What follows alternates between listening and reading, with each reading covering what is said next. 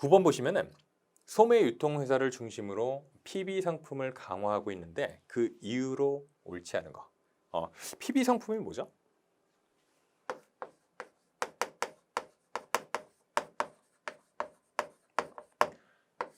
프라이빗 브랜드라고 부르는 것들이죠. 요즘 어떤 유통이나 물류 기업들이 자신들이 이제 뭐 소매업을 같이 병행하기도 하고요. 그런 상황에서 자체적인 브랜드를 만들어내는 겁니다. 아시겠죠? 자체적인 브랜드를 만들어 가지고 뭔가 이제 보급화 시키는 거예요. 그죠? 기존에는 소매로 내려갈수록 도매에서 소매로 내려갈수록 가격이 높아지죠. 그렇기 때문에 구매자 입장에서 소비자 입장에서 너무 비싼데? 이렇게 생각을 할 수도 있다는 거예요. 그래서 차이는 그렇게 품질에 있어 가지고 많은 차이가 있지는 않지만 그만큼 가격이 경쟁력이 있는 것들, 그죠? 싼 가격의 제품들 그런 것들을 이제 자체 개발해 가지고 고객한테 판매를 한다는 거죠, 그죠? 이런 유통 경로에서 가격이 높아지는 이유가 뭡니까? 그 단계를 거칠 때마다 그 단계에 있는 각각의 단계에 있는 구성원들이 각자의 마진을 붙이기 때문에 거의 막 소매 끝단까지 오면은 가격이 확 올라가 있어요. 그죠? 그러다 보니까 이대로는 가격 경쟁력이 없겠는데 해가지고 머리를 쓴 거죠. 그죠? 소매업에서 자체 브랜드를 개발을 한 것이다. 그게 이제 PB 상품이 되겠죠. 그러다 보니까 단계를 많이 거치지 않기 때문에 저렴한 가격에 상당히 괜찮은 품질의 물건을 소비자한테 제공을 할 수가 있다는 거예요. 아시겠죠? 이게 뭐 대비될 수 있는 게 NB 상품 있죠, NB 상품. 이건 제조업체의 브랜드 상품이에요. 그죠? 그것과 좀 대조적이라고 보시면 되겠습니다. 그러면 PB 상품을 강화하고 있는데 그 이유로 옳지 않은 거 2번에 재고를 감소시키기 위해서 좀 거리가 있는 것 같아요. 재고를 감소시키기 위해서라기보다는 가격 경쟁력을 갖춰서 괜찮은 품질의 물건을 상대적으로 일반적인 그 소매 물품 있죠. 그런 물품보다 저렴한 가격에 고객한테 제공하기 위한 목적입니다. 그죠? 그래서 뭘 꾀할 수 있어요? 수익성을 증가시킬 수가 있다. 그죠? 그다음에 소매 유통회사의 차별화 수단으로 활용하기 위한 것이다. 그죠? 소매 유통회사 A, B가 있습니다. 그러면은 이게 뭔가 경쟁을 하기 위해서는 A가 B 사보다 차별화된 전략을 가지고 뭔가 이제 아이디어를 좀 내야 될 것 같아요. 그럴 때 이제 활용할 수가 있다는 겁니다. PB 상품을. 그다음에 점포 이미지를 개선하는 데 활용하기 위한 것이다. 그다음에 소비자의 구매 성향 변화에 적극적으로 대응하기 위한 것이다. 맞죠? 소비자가 구매 성향이 바뀌고 있습니다. 근데 그걸 일일이 제조업 단계부터 소매 단계까지 그죠? 거치다 보면은 결국에는 가격 경쟁력에서 우위를 점할 수가 없어요. 그러다 보니까 이럴 바에는 우리가 그냥 하자. 그래서 개발한 것이 이제 PB 상품이라는 것입니다. 아시겠죠? 소비자의 변화한 구매 성향에도 적극적이고 능동적으로 대응을 하기가 편하겠죠. 그래서 9번은 2번이 정답이 되겠고요. 10번에 기업 윤리와 관련된 설명으로 옳지 않은 것입니다. 보시면은 일단 3번에 거래 비용의 발생 원인. 그것은 기회주의, 그다음에 제한된 합리성, 불확실성 등이며 교환 당사자 간의 신뢰가 부족할 때 거래 비용은 작아진다. 어떻습니까? 신뢰가 부족할 때 거래 당사자가 누가 있겠어요? 기본적으로 판매자와 구매자가 있겠죠. 그래서 서로 간에 믿고 신뢰가 가득 쌓인 상태에서 직거래를 하는데 그때는 상대적으로 어때요? 비용이 적게 들겠죠. 누가 중간에 개입되어 있지 않기 때문에. 그죠? 근데 신뢰가 부족합니다. 그럼 서로가 서로를 믿지 못하는 상황이요. 그럼 중간에 중간상이 개입하거나 중개업자가 개입을 하게 돼 있어요. 그죠? 그러다 보면 뭐예요? 중개업자가 개입을 하면은 중개업자가 가운데 껴가지고 괜히 판매자한테 수수료를 먹고 구매자한테 수수료를 먹죠. 그죠? 그다음에 또 중간상이 있습니다. 중간상이 자기가 판매자한테 물건 사가지고 자기 마진 붙여가지고 잔뜩 붙여서 구매자한테 팔아요. 그죠? 그러면 더 높은 가격의 물건을 사게 되는 그런 상황이 초래가 됩니다. 그죠? 그러다 보면은 신뢰가 부족할 때 이런 중간에 불필요한 주체들이 개입을 해서 거래 비용이 작아지는 것이 아니고 오히려 거래 비용이 커진다라는 것이죠. 아시겠죠? 단순히 그냥 물건 보내주고 거기에 대한 대금을 받으면 될 텐데 서로 간에 신뢰가 없다 보니까 저 구매자랑 거래를 할 때 뭔가 좀 찜찜한데? 대신 당신이 좀 중간에서 거래를 좀 원활하게 이루어질 수 있게 해주세요. 대신에 내가 대가로 얼마 드릴게요. 그죠? 중개업자한테 그렇게 할 수도 있고요. 내가 당신한테 팔 테니까 당신이 알아서 그 구매자한테 물건 팔고 대가 지불 받으세요. 그죠?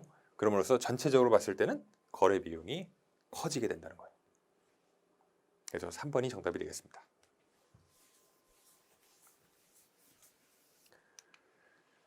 11번 다음 사례에서 적용된 기법이 다른 하나는 1번인데 유통업체 판매나 재고 데이터가 제조업체로 전달이 되면은 제조업체가 유통업체 물류센터로 제품을 배송하는 것이다. 그죠? 그래서 나머지 2번부터 5번까지 내용하고 봤더니 1번은 완제품을 배송하는 거예요. 완제품을 배송하는 얘기입니다. 사례가. 근데 2번 보세요. 전자기기 모듈을 공장에서 생산한 다음에 선박으로 미국이나 유럽으로 보내줘요. 그리고 그 미국이나 유럽 현지에서 각국 니즈에 맞게 조립을 하게 된다. 그죠? 거기 가가지고 조립이 되는 거예요. 그러면은 나갈 때는 어떻게 돼요?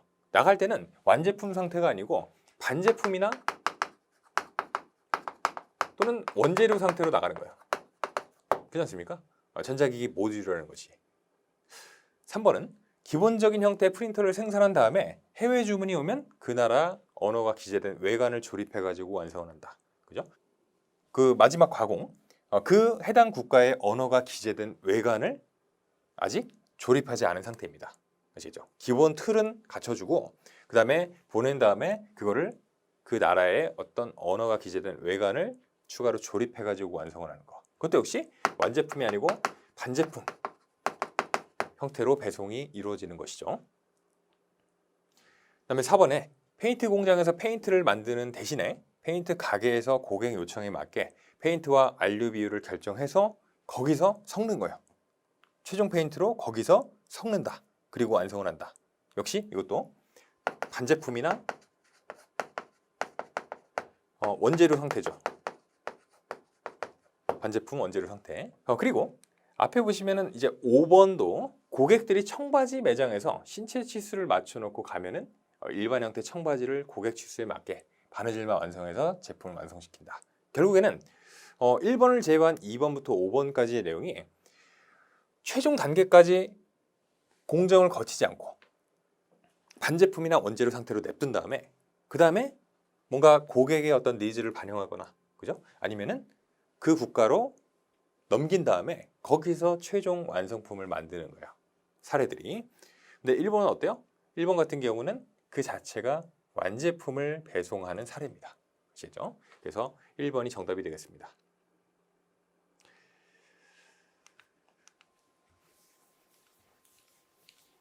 그 다음에 12번. 대한이는 작은 가게를 인수할 것을 고려 중에 있습니다. 아래 박스 안의 내용을 이용해서 3년치 현금 유입에 대한 현재 가치를 계산하는 것으로 옳은 거. 현재 가치를 구하는 겁니다. 결국에는. 그러면 어때요? 시장 조사 결과 1년 후에 300만 원, 2년 후에 400만 원, 3년 후에 500만 원 현금 유입이 발생할 것으로 나타났다라는 것이죠. 그러면은 현재 시점의 어떤 가치가 아니고 1년, 2년, 3년 후의 가치예요. 그죠? 그게 뭡니까? 미래 가치죠. 미래 가치. 그죠? 미래 가치. 미래 가치인데 지금 구하라고 하는 것은 뭐야? 현재 가치. 그러면 미래 가치와 여기 문제에 주어져 있는 어떤 다른 변수들을 이용해 가지고 현재 가치를 구하는 것이 목적이겠죠. 그럼 현재 가치는 어떻게 구하냐면은 미래 가치에다가 1 플러스 이자율이죠. 이자율이 얼마였죠? 연간 10%라고 했죠. 연간 10% 이자율 R이라고 가정을 해보고 거기에다가 제곱을 그죠? N제곱을 합니다. 아시겠죠? 그거를 1년 후 300만 원, 2년 후 400만 원, 3년 후 500만 원이라고 했으니 1년 후, 2년 후, 3년 후에 각각의 어떤 현재 가치를 구해가지고 더해줘야겠죠. 그 더해준 총 합이 얼마냐라는 것을 구하셔야 돼요. 그럼 봤더니 미래가치 얼마죠? 미래가치 1년 후 300만 원 곱하기 1 더하기 연간 10%니까는 R 값이 0.1이 돼요. 그죠? 0.1이 됩니다. 거기에다가 1년 후니까 1승이죠. 그 다음에 2년 후에 거 400만 원 곱하기 1 더하기 0.1 그 다음에 2년 후니까 제곱이 되겠죠. 2승이 됩니다. 그 다음에 여기다가 3년 후 500만 원이야. 곱하기 1 더하기 0.1에 3승이 되겠죠. 3년 후니까. 이거를 다 더한 값이 1번에 약 970만 원이 됩니다. 그죠? 최종 답은 10,000원의 자리에서 버림하여 구한다 라고 했으니까는 대략적으로 970만 원이 산출이 돼요. 아시겠죠? 1년 후, 2년 후, 3년 후에 각각의 현재 가치를 구한 다음에 더한 최종 값 1번에 약 970만 원. 그래서 12번에 1번으로 정리를 해주시면 되겠습니다.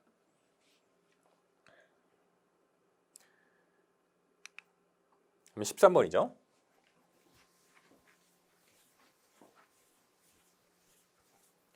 유통 경로 성과를 평가하는 차원을 설명하는 것 아래 박스 안에서 괄호 안에 들어갈 단어를 순서대로 나열한 거 가장 옳은 것은 보시면은 기업번 같은 경우 하나의 경로 시스템이 표적 시장에서 요구하는 서비스 산출을 얼마나 제공하였는가를 측정하는 것에 중점을 두는 목표 지향적 성과 기준입니다. 중요한 거는 이제 키워드가 목표 지향적 아시겠죠? 그다음에 니은번 유통 시스템에 의해 제공되는 혜택이 여러 세분 시장에 어느 정도 골고루 배분되는지를 측정한대요. 그죠? 여기서 키워드는 배분이 되겠습니다. 배분. 그다음 디귿번 일정한 비용에 의해 얼마나 많은 산출이 발생하였는가를 측정하는 거. 여기서는 일정한 비용, 그죠? 그다음에 얼마나 많은 산출. 괜찮습니까? 디귿번 같은 경우는 비용은 똑같은데 그걸로 성과를 얼마나 더 많이 냈냐. 그걸 뭐라고 하죠? 효율성이죠. 효율성. 그렇지 않습니까? 그다음에 니은번 같은 경우 골고루 배분되는지를 측정. 그죠? 골고루 배분된다. 형평성. 그죠? 누구는 100만큼 가지고 누구는 50만큼 가지고 그다음에 누구는 30만큼 갖고 이런 거는 형평성에 어긋나는 일이야. 그다음에 기업번 같은 경우 목표 지향적이다. 목표 지향적. 그죠? 표적 시장에서 요구하는 서비스 산출을 얼마나 제공하였는가를 측정하는 것에 중점을 두는 목표 지향적 성과 기준. 보시면은 기업번 같은 경우는 이제 효과성에 대한 설명이 되겠습니다. 아시겠죠? 그래서 2번이고 차례대로 기업의 효과성, 니은의 형평성, 디귿의 효율성에 대한 설명이 되죠.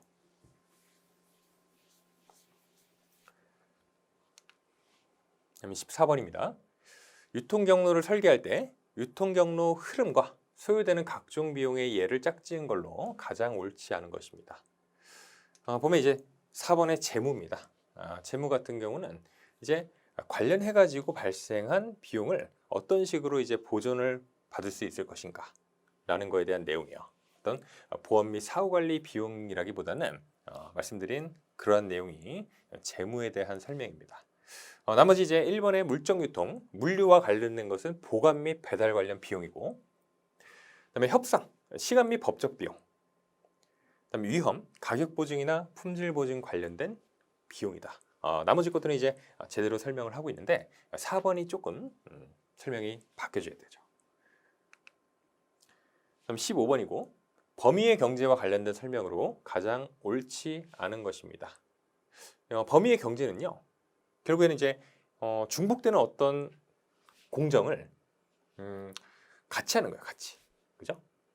그러니까 결국에는 1번처럼 한 기업이 다양한 제품을 동시에 생산함으로써 비용상의 우위를 누리는 것을 말한다. 그죠? 그 다음에 이제 2번 같이 하나의 생산 과정에서 2개 이상의 생산물이 생산되는 경우에 발생한다. 그죠? 이런 사실관계 등을 기초로 해가지고 창출된 이론이 이제 범위의 경제와 관련된 내용이다. 근데 3번 같은 경우는 기업은 생산량을 증대하여 단위당 비용의 하락을 통해 이익을 얻을 수 있다. 어떻습니까? 이거는 범위의 경제에 대한 설명이라기보다는 규모의 경제에 대한 설명이죠. 규모의 경제. 그렇죠? 생산량을 증대를 하는데 결국에는 고정비를 더 적게 투입을 함으로써 그죠? 뭔가 좀 효율성을 꾀할 수 있는 것이죠. 규모를 키워가지고. 나머지 것들은 이제 범위의 경제에 대한 설명이다. 16번이요. 유통경영의 외부 환경을 분석하기 위해 포터의 산업 분석을 활용할 경우에 대한 설명으로 가장 옳지 않은 것입니다. 결국에 뭐야? 포터의 산업 분석이라고 하는 것은 5가지의 어떤 요인들이 있습니다. 5가지 경쟁 요인이 있는데 그 중에서 이제 공급자나 구매자의 협상력, 그다음에 기존 경쟁 업체들 간의 경쟁, 그죠? 그다음에 신규 진입자의 발생, 그다음에 이제 뭐 대체제의 위협 이런 것들이 있어요. 아시겠죠? 그리고 5가지인데 2번 같은 경우 공급자의 협상 능력이 클수록 산업 전반의 수익률이 증가하여 시장 매력도가 높아진다라고 했습니다. 근데 어떻습니까? 보통은 어때요? 보통은 판매자와 구매자가 있는 그 어떤 거래 형태에 있어가지고 구매자가 교섭력이 높은 경우가 대부분이에요. 왜냐면은 물건 사는 사람이 내 돈 주고 내가 사는데 굳이 이 사람이 기분 나쁘게 하면은 판매자 A하고 거래할 필요 없이 비슷한 물건 판매하는 B라는 판매자를 찾아가가지고 이쪽이랑 거래를 할 수도 있어요. 그죠? 물건 파는 사람 많고 나는 내 돈 가지고 굳이 기분 나쁜 상태에서 거래를 하고 싶지 않습니다. 그렇지 않습니까? 그래서 보통은 구매자가 힘이 센 경우가 많아요. 근데 공급자의 협상력이 크다. 그죠? 판매자들이죠. 판매자의 협상력이 크면은 보통은 자기가 판매자임에도 불구하고 말 그대로 슈퍼을이 되는 상황이에요. 내가 공급하는 물건이 굉장히 희귀한 아이템입니다. 그래서 나만 공급해요. 그죠? 그런 상황이 되면은 내가 그 공급을 독점한다. 구매자는 너무나 많아요. 그죠? 이 물건을 사고자 하는 구매자가 많아요. 그렇게 되면 어떻게 되겠습니까? 판매자가 이따다 싶어가지고 가격을 급격히 올려버려요. 그렇지 않습니까? 이 사람들이 나한테만 물건을 살 수 있어요. 그러면은 내가 개당 10,000원 주고 팔던 거를 개당 막 10만 원씩 주고 판매를 해버린다는 거야. 그죠? 그러면 공급자의 협상 능력이 클수록 산업 전반의 수익률이 증가한다. 그래서 시장 매력도가 높아진다. 그렇겠습니까? 공급자 협상력이 파워가 세집니다. 그러면은 똑같은 품질의 물품을 기존보다 훨씬 더 높은 가격을 주고 사요. 그죠? 그러면은 이쪽은 좋을지 몰라도 결국에는 구매자들은 손해를 보고, 그죠? 이 거래를 안 하고 떠나게 되고, 그죠? 그러면 시장 매력도가 상대적으로 낮아지게 됩니다. 아시겠죠? 그래서 2번이 정답이 되겠다는 거예요.